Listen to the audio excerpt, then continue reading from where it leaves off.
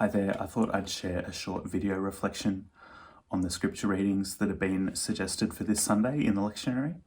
It's going to be the 24th Sunday after Pentecost, and the readings are from Ruth chapter 3 verse 1 to 5 and chapter 4 verse 13 to 17, and from Mark's Gospel chapter 12 verse 38 to 44.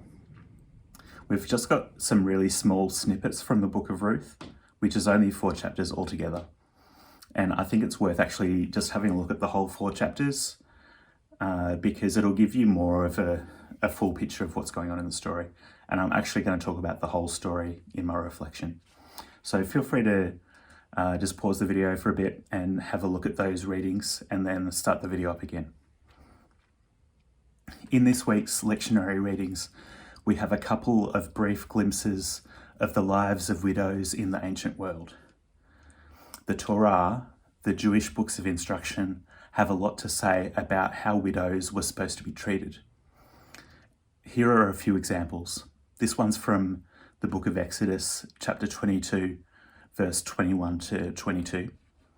No orphan or widow shall you abuse. If you indeed abuse them, when they cry out to me, I will surely hear their outcry. This one's from Deuteronomy 24, verse 17. You shall not skew the case of a sojourner or an orphan, and you shall not take as pawn a widow's garment. And it implies that you shouldn't be taking other property as well. This one's also from Deuteronomy chapter 26, verse 12. When you finish tithing all the tithe of your produce in the 3rd year, the year of tithing, you shall give it to the Levite, to the sojourner, to the orphan, and to the widow, and they shall eat within your gates and be sated. A number of the instructions regarding widows become relevant when reading the book of Ruth. The lectionary readings for this week and last week only give us little bits of the story. So like I was saying, I'd suggest reading the whole thing. But 2 widows have arrived in Bethlehem, which is in Hebrew, the house of bread. They are an Israelite widow, Naomi, and her Moabite daughter-in-law, Ruth. And they arrive in Bethlehem at the start of the barley harvest. And the Torah also has some instructions regarding the rights of widows during the harvest. In Deuteronomy 24, 18 and 19, it says, And you shall remember that you were slaves in Egypt, and the Lord your God ransomed you from there. Therefore do I charge you to do this thing. When you reap the harvest in your field and forget a sheaf in the field, you shall not go back and take it. For the sojourner, and for the orphan, and for the widow it shall be, so that the Lord your God may bless you in all the work of your hands. And it also goes on to say that this practice, which is called gleaning, people should be able to do that in the vineyards and the olive groves as well. If they're vulnerable, they should be able to go and pick up the things that have been left behind by the people who are doing the main harvest. So widows like Naomi and Ruth have the opportunity to go and pick up the produce that should be left for them in the fields during the harvest. Ruth goes to the fields of a man called Boaz, who follows these instructions of leaving produce for vulnerable people to gather. And Boaz notices Ruth and tells her that she should keep on gleaning in his fields, and tells the men working in the fields on the harvest not to bother her, and to make sure she goes home with plenty of produce. He might be expecting that some would see her as open to being exploited because she has no husband and because she's a foreign migrant. Ruth goes home with plenty of barley, meaning she and Naomi can make bread and have plenty to eat. Naomi asks Ruth whose fields she went to because she's brought home so much produce. And Ruth says she went to the fields of Boaz. Naomi recognizes the name and says that Boaz is one of her relatives. and that he could redeem them from poverty by marrying Ruth and incorporating them into his household. Naomi details a plan for Ruth to seduce Boaz so that he'll hopefully marry her and redeem both of them from poverty. When Naomi tells Ruth to uncover his feet and lie down, there's a lot that's pointing to the possibility of sex without being 100% clear. Some people have said that the use of the word feet is actually talking about Boaz's genitalia, similar to how certain emojis might be used to mean something other than what they literally depict.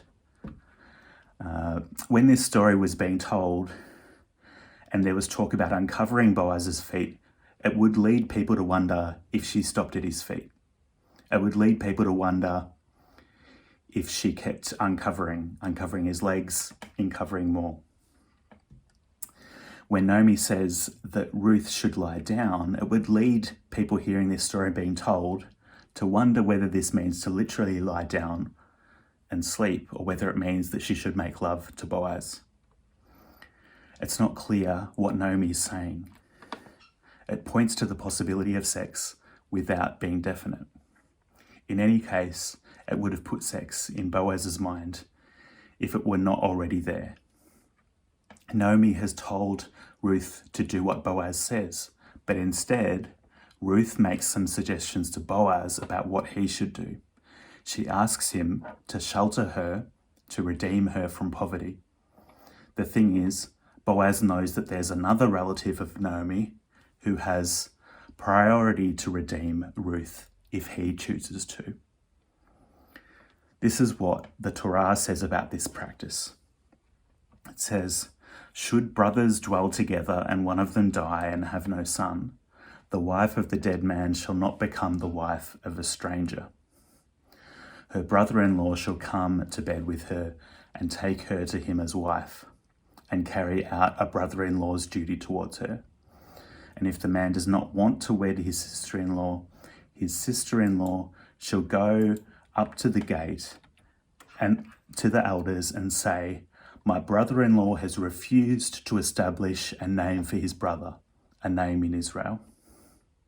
And the elders of his town shall come to him and speak to him, and if he stands and says, 'I do not want to wed her,' his sister-in-law shall approach him before the eyes of the elders and slip his sandal from his feet and spit in his face and speak out and say, 'So shall be done to the man who will not build his brother's house.'" That's from Deuteronomy 25, 5-9. What is being described here is a bit different to what happens in the book of Ruth. Because Boaz goes and meets this other potential redeemer at the town gate. Boaz tells him that he could claim the land that once belonged to Elimelech and his family. This other guy is quite keen to claim that land, having been told, until Boaz tells him that he'll also have to redeem Ruth, who is a Moabite, and marry her. The other guy then says that he can't because he says marrying Ruth will spoil his estate. It isn't explained what he means by this, but it might be that he's concerned about racial purity and doesn't think that Israelites should be marrying Moabites.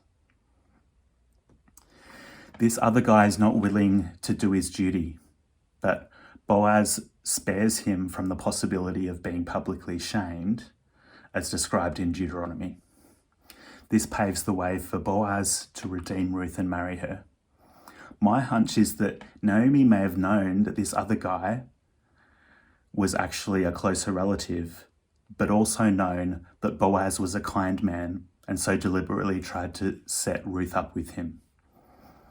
The ancient patriarchal system means that the two of them have to find a man that they can be dependent on, but they're not going to just let the system make their decisions for them.